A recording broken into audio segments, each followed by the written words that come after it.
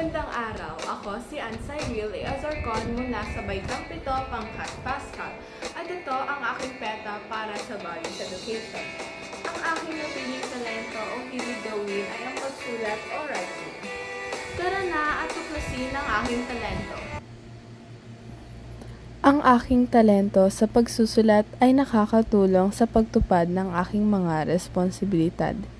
Ginagamit ko ito para isulat ang aking mga gagawin sa araw-araw.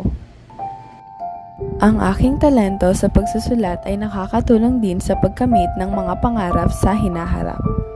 Sinusulat ko ang aking mga improvement sa piano. Ang gumaling sa pagtugtog ng piano ay isa sa aking mga pangarap. Nagsusulat din ako para sa aking mga kaibigan o kamag-anak.